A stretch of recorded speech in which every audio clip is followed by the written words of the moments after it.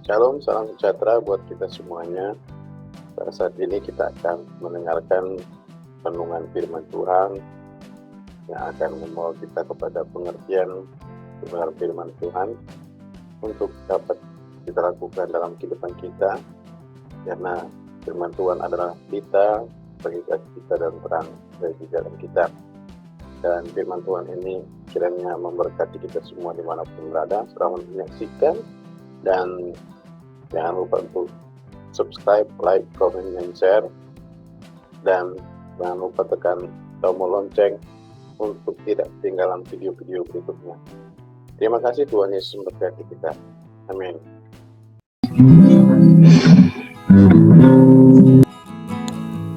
Shalom semuanya, Bapak Ibu Saudara yang dikasihi Tuhan.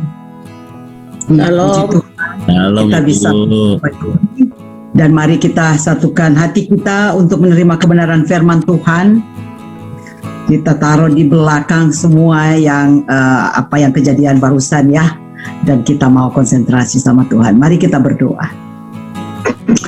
Bapa yang baik, bersyukur Tuhan Engkau mempertemukan kami dari berbagai tempat, dari berbagai wilayah, dari berbagai denominasi, bahkan berbagai negara Tuhan.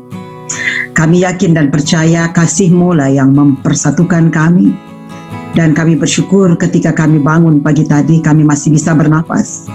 Itu adalah anugerah Tuhan. Dan pagi ini Tuhan, di dalam Zoom PMD ini Tuhan, kami mau Tuhan mendengarkan akan firman-Mu. Sebelumnya biarlah Engkau bertahta di atas puji-pujian kami, dan Engkau berkenan atas penyembahan kami. Saat ini Tuhan, bersihkan hati kami, pikiran kami, dari segala pikiran, perasaan yang bukan daripada Tuhan. Dan kami taklukkan pikiran perasaan kami di dalam Kristus Yesus. Dan Roh-Mu lah yang memimpin kami, terutama hamba-Mu yang akan memimpin Tuhan di dalam kebenaran melalui firman Tuhan. Biarlah bukan hamba yang berkata-kata, tapi Engkau sendiri kepada setiap kami. Berfirmanlah dalam nama Tuhan Yesus Kristus kami berdoa. Haleluya. Amen. Baik, Bapak Ibu Saudara yang dikasihi Tuhan, saya pertama-tama berterima kasih kepada Tuhan Yesus Kristus untuk kepercayaan yang boleh diberikan kepada saya, dan terima kasih kepada Ibu Lebora melalui Ibu Pendeta Messi yang boleh memberikan saya kesempatan untuk bicara di PMD ini. Sayang sekali kita ada problem ya. Banyak teman sebenarnya yang mau masuk dari tadi, tetapi tidak bisa. Tapi saya bersyukur sudah ada mama saya, adik saya Mila di Makassar. Ada Ibu Pendeta Claudia Simbolon, terima kasih Inang. Ada Ibu Lastiar Silitonga dari Medan, ada Mama Imai, ada Ibu Atik, Ibu Nurida Pane juga ada, Ibu Atik di Semarang tadi juga ada ya, masih adakah? Dan saya lihat ada Ibu Helen, mungkin Ibu Helen anggota tetap sudah di sini. Salam buat semuanya. Ibu Messi, Shalom semuanya. Ya, puji Tuhan. Baik, Bapak Ibu Saudara yang kasih di dalam Tuhan, saya akan mengambil satu dari firman Tuhan untuk jadi perenungan kita pagi ini. Ini sudah lazim, sudah biasa Bapak Ibu dengar, tapi saya akan mengambil dari sudut yang lain apa yang Tuhan boleh kasih kepada saya pagi ini. Sebenarnya nggak pagi di Prancis, ini tengah malam di Prancis ya. Tapi biarlah kekuatan itu boleh ada, dan sebentar setelah ini kami juga akan ada pelayanan penjara. Jadi nanti saya tidak akan sampai selesai. Setelah saya sharing firman Tuhan, saya mohon izin untuk leave ya, karena saya ada pelayanan di Prancis juga, ada pelayanan subuh kami. Ya, baik Bapak Ibu Saudara yang kekasih di dalam Tuhan, pernah dengar lagu ini enggak? Andaikan kau datang kembali, jawaban apa yang kan ku beri. Ini lagu kedengarannya seperti lagu dunia, tapi ternyata ketika disimak, penulisnya ternyata bermaksud bahwa seandainya Tuhan datang untuk kedua kalinya, jawaban apa yang akan kita berikan kepada Tuhan? Ya, seandainya Tuhan datang tiba-tiba, kan nggak ada yang tahu kapan dia datang ya untuk kedua kalinya, untuk menjemput soleh-solehnya, nggak ada yang tahu. Apakah Anda sudah siap ketika Anda dijemput oleh Tuhan? Mungkin kalau jawaban jujur, saya sendiri belum begitu siap. Kenapa? Karena saya masih manusia daging dan tinggal di dalam manusia daging saya. Terkadang saya bisa marah, terkadang saya bisa ada tidak suka ya. Tetapi itulah manusia saya masih ada. Cuman dari hari ke hari saya berusaha untuk menjadi serupa dengan Kristus setelah saya mengenal lebih jauh siapa dia. Judul atau tema yang saya angkat adalah kembali. Ya, kembali. Oke, back. Come back. Oke. Baik, kembalinya di mana? Saya mengambil dari Lukas 15 ayat 11 sampai dengan ayatnya yang ke-31. Saya tidak akan membaca semua ayat karena sudah lazim banget bagi saudara semua ya. Nah, di sini ada dua orang bersaudara ya, yang papanya belum meninggal sudah minta warisan ya, sudah minta warisan. Dan kita tahu bersama bahwa si bungsu pergi menghambur-hamburkan hartanya di kota ya, minum-minum, mabuk-mabuk, pokoknya dia berfoya. Tapi beberapa lama kemudian si bungsu akhirnya jatuh miskin, tidak punya apa-apa karena kehidupannya yang tidak benar. Di sini bisa kita lihat ketika orang punya uang tetapi tidak berhikmat di dalam memakainya, maka uang itu bisa habis dalam semalam istilahnya ya. Jadi satu gambaran yang memperlihatkan kepada kita bahwa apa yang orang dunia katakan hemat pangkal kaya itu tidak berlaku buat si bungsu. Karena dia menghabis-habiskan, bahkan di ayat 15 dikatakan karena dia sudah tidak punya apa-apa sama sekali. Di ayat 15 berkata, lalu ia pergi dan bekerja pada seorang majikan di negeri itu. Orang itu menyuruhnya ke ladang untuk jaga babi saudara. Lalu ia ingin mengisi perutnya karena kan lapar banget ya. Dia ingin mengisi perutnya dengan apa saudara? Ampas yang menjadi makanan babi itu. Tapi tidak seorang pun yang memberikan kepadanya. Kasihan banget ya. Makanan babi pun tidak layak buat dia. Padahal di rumah bapaknya, kalau kita lihat bapaknya itu sangat kaya ya, sampai punya harta yang banyak dan bisa dibagikan kepada kedua anaknya. Tapi akhirnya makanan babi pun itu tidak didapatnya. Nah, dalam keadaan seperti itu, puji Tuhan, anak yang merasa dirinya ini berdosa, di mana dibuktikan di sini dikatakan ayat 17. Lalu ia menyadari apa? Keadaannya.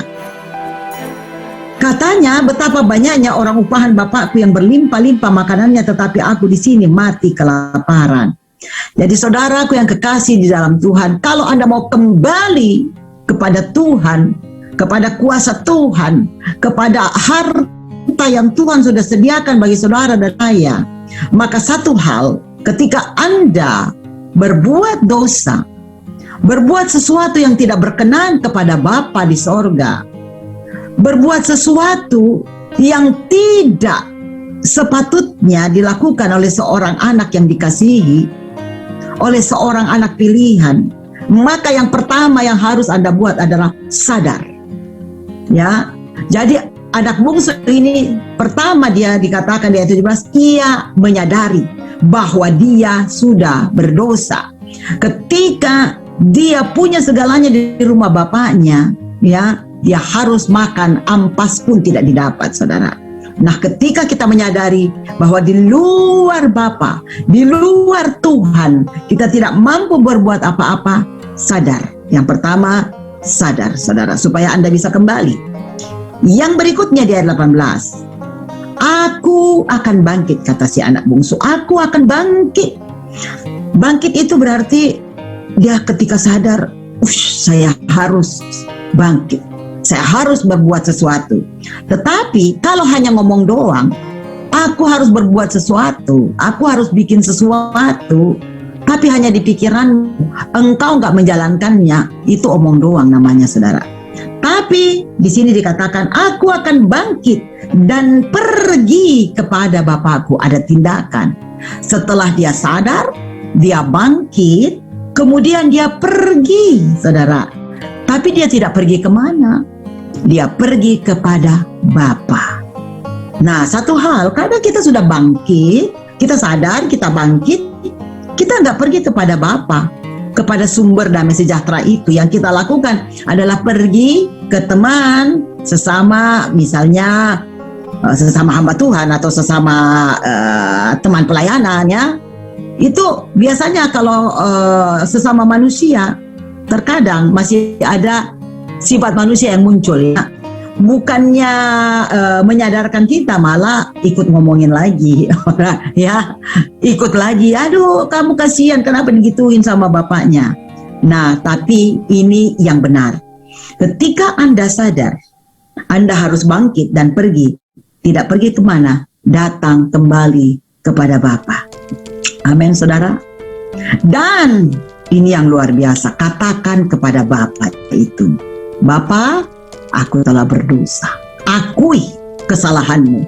Akui bahwa kamu sudah berdosa, bukan hanya terhadap bapaknya, tetapi juga terhadap sorga. Ini maknanya besar sekali, saudara, ya. Jadi saudaraku yang kekasih di dalam Tuhan, terkadang kita sangat sulit untuk mengakui kesalahan kita. Seorang gentleman harusnya bisa mengakui bahwa gue udah berdosa. Jadi sadar, bangkit, pergi kepada Bapa, pergi kepada sumber damai sejahtera itu, akui bahwa gue udah berdosa, ya, saudara. Yang ayat 19 juga sangat menarik, ya. Di sana dikatakan aku tidak layak. Jadi ada perasaan bahwa tidak membenarkan diri sendiri. Ada perasaan bahwa gue sebenarnya nggak layak. Tapi Papa pasti bisa melayakkan aku. Ya, bayangin aja, saudara.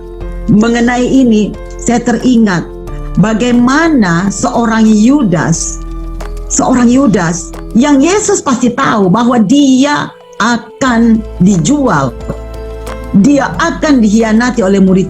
Gimana nggak tahu? Dia kan maha tahu, Yesus, ya. Tapi ini yang dilakukan Yesus saat Last Supper, saudara, saat perjamuan terakhir. Dia basuh kaki Yudas. Dia sama-sama berada di satu perjamuan dengan Yudas.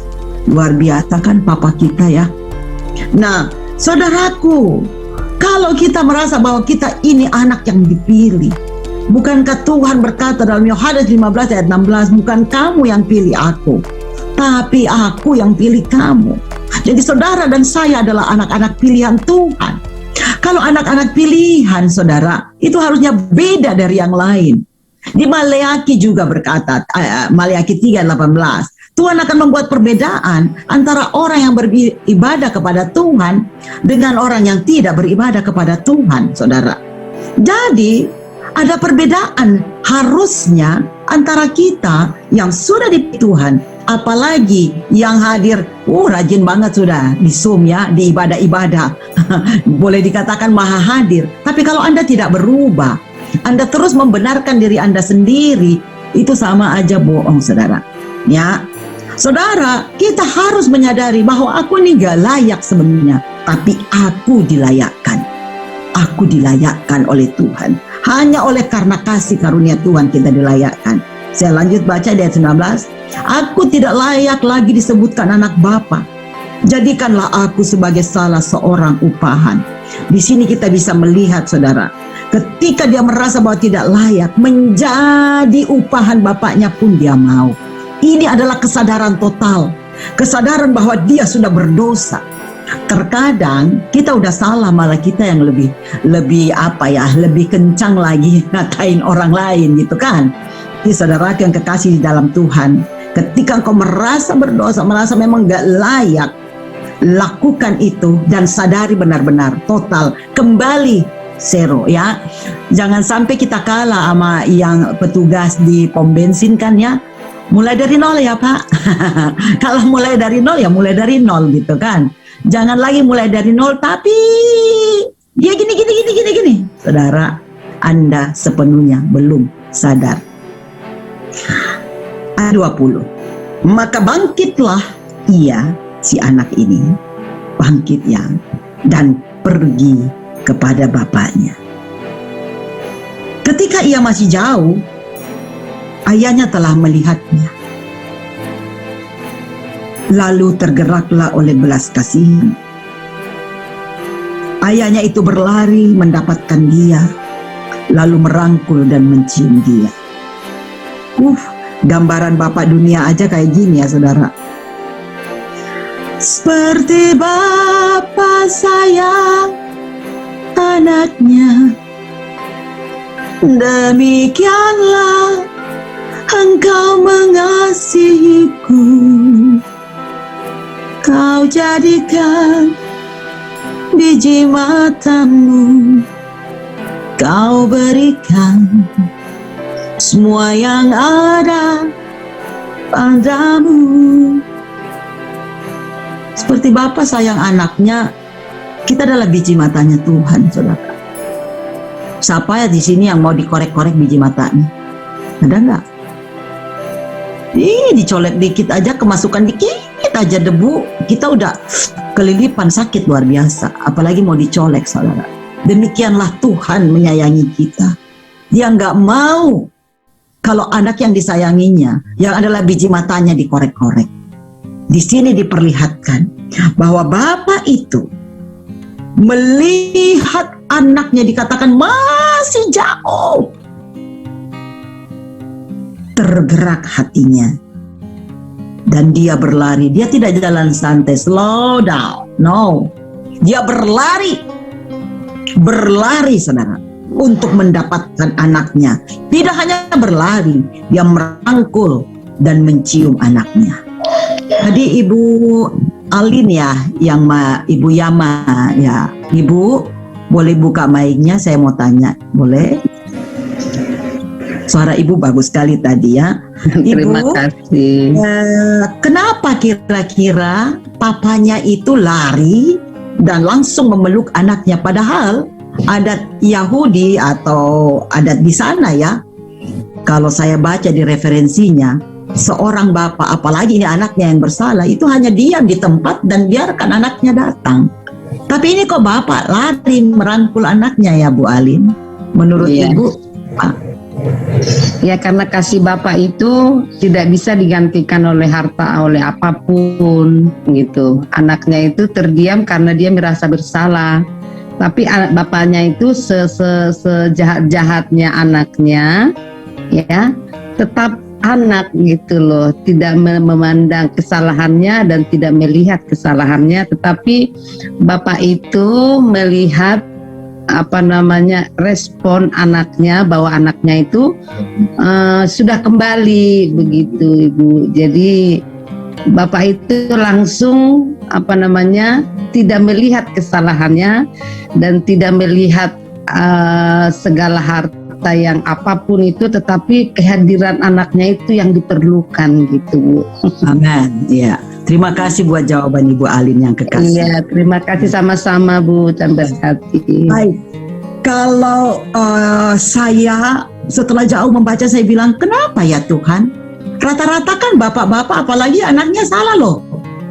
Minta harta terus dihabiskan, habis-habis baru datang ke bapaknya. Tapi bapaknya kok lari, harusnya kan tinggal di rumah. Dia yang salah, gue tunggu aja dah. Dia harus datang minta maaf sama gua. Gitu rata-rata. apalagi di bangsa Yahudi. Bapak itu adalah lambang kehormatan keluarga. Anak lambang kebanggaan, dan ibu adalah lambang kasih sayang. Kenapa bapaknya datang dan merangkul dia? Ini jawaban saya setelah saya mengadakan perenungan, Ibu Alim. Di atas di ayat 11 dikatakan, papanya masih hidup. Anaknya ini 2 orang, yang bungsu itu kurang ajar, udah minta harta. Kalau di adat kami ya, di Toraja sana, kalau orang tua kami masih hidup, itu pemali, tabu untuk minta harta. Karena itu seolah-olah kita mendoakan mereka sudah harus mati. Begitu pula yang ada di Yahudi.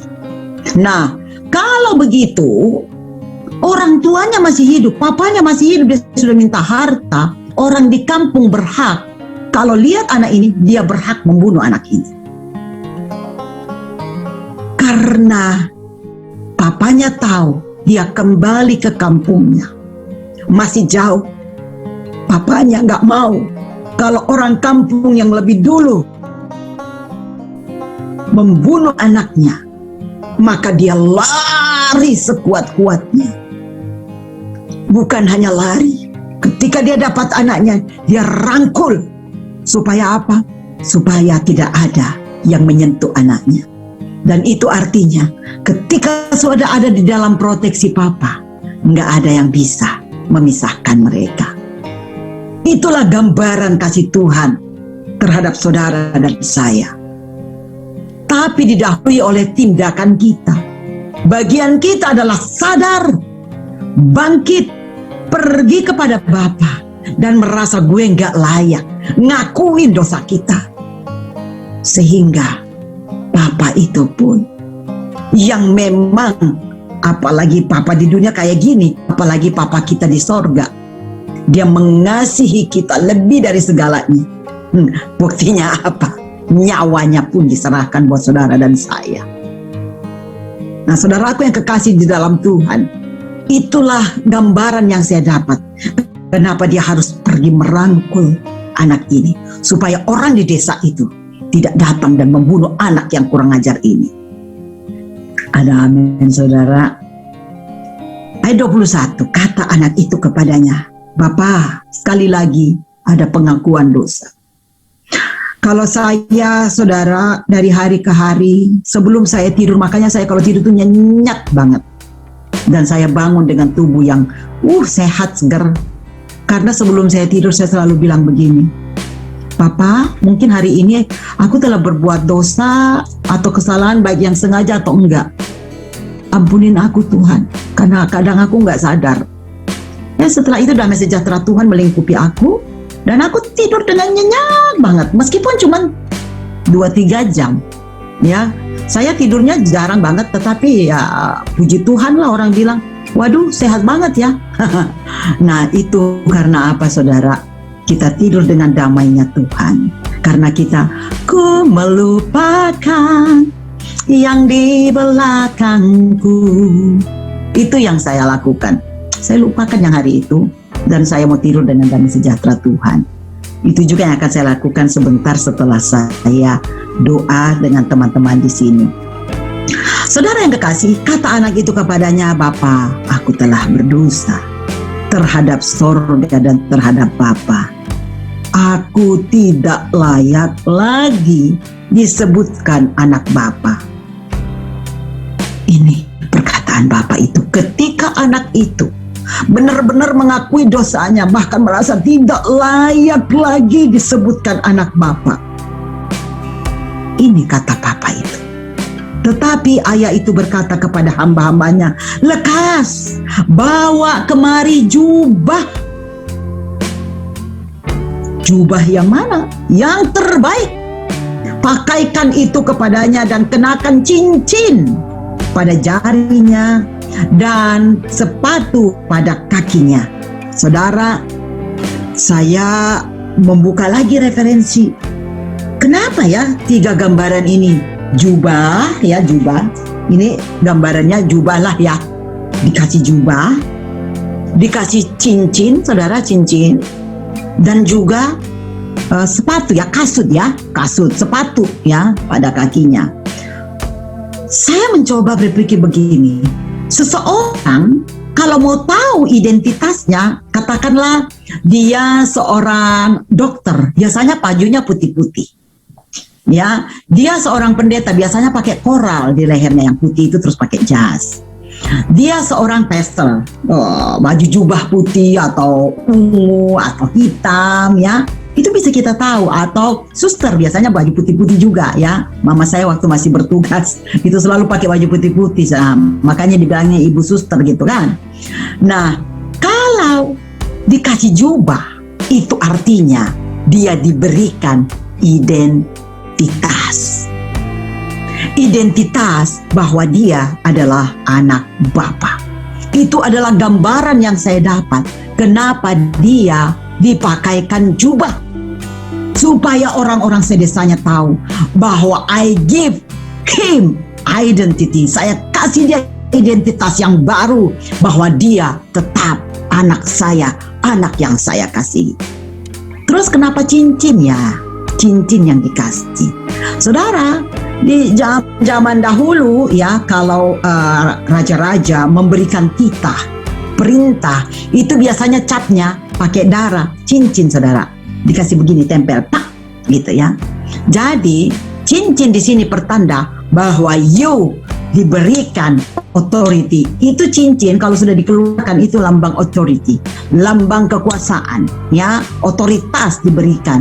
Artinya bukan hanya dia diberikan identitas, diakui sebagai anak, tetapi dia dikasih authority. Yang berikutnya sepatu, saudara.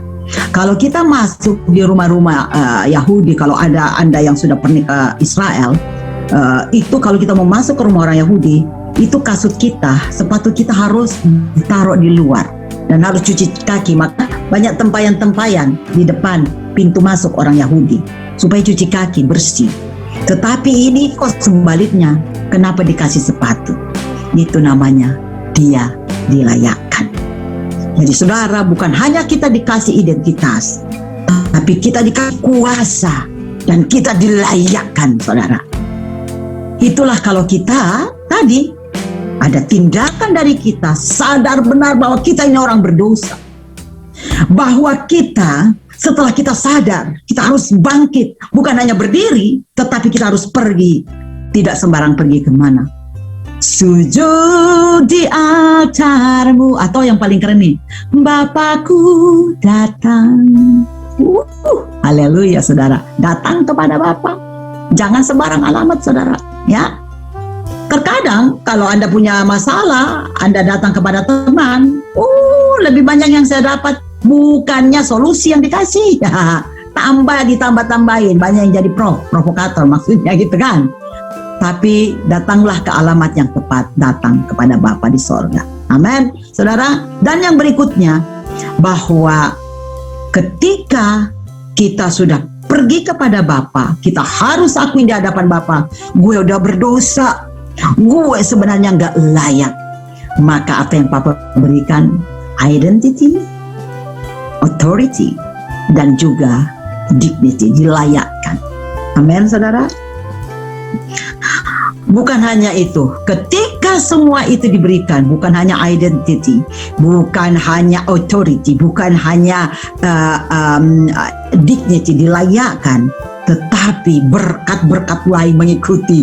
Ambil anak lembu tambun, sembelih, makan, dan bersuka cita. Nah, saudara, ketika ada yang kembali, saudara, jangan kita bersedih, jangan malah, kembali, saudara, bersuka cita. Kalau ada duit, makan kita, ya. Kenapa kita harus bersuka cita? Sebab anakku yang telah mati dosa-dosanya menjadi hidup kembali. Ia telah hilang dan didapat kembali. Inilah judul saya tadi, kembali. Maka mulailah mereka bersukaria ketika sudah kembali, saudara. Jangan lagi kita mengingatkan dia masa lalunya, tetapi mari kita bersukaria.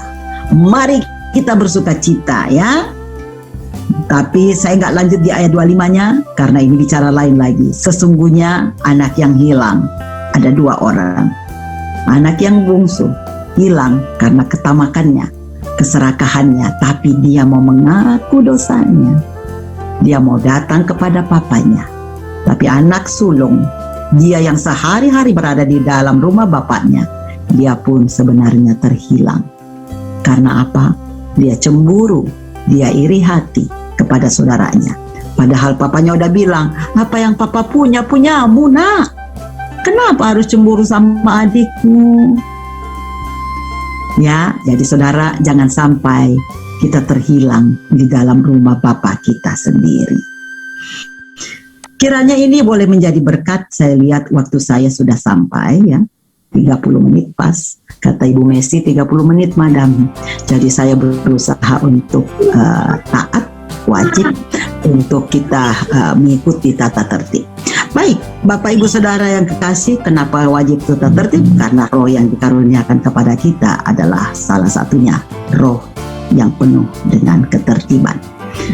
Baik saudara, kiranya ini boleh menjadi berkat dan mari kita berdoa. Tuhan Yesus yang baik, aku anakmu, hambamu, Christine sudah selesai menyampaikan isi hatimu, apa yang Tuhan mau katakan kepada setiap kami. Papa, Christine ini sampai di sini dan Christine terbatas, tapi rohmu tidak terbatas. Biarlah rohmu terus mengajar kami, menuntun kami, menyadarkan kami. Sehingga jika saat ini Tuhan, kami mungkin melakukan kesalahan, kami mungkin sempat hilaf Tuhan, ampuni kami dan terus Tuhan, rohmu hidup di dalam kami dan mengajarkan kami untuk terus Tuhan dari hari ke hari dibaharui menjadi serupa dengan Kristus. Kami mau datang kepadamu, berlari kepadamu, sujud di hadapan kaki salibmu, mengakui segala dosa dan kesalahan kami, karena dosa yang menghalangi doa kami sampai kepadamu. Layakkan kami Tuhan, ampuni kami, dan teruslah Engkau mengajari kami dengan roh-Mu yang kudus. Di dalam nama Tuhan Yesus Kristus, kami bersyukur. Haleluya. Amen. Saya kembalikan ke host.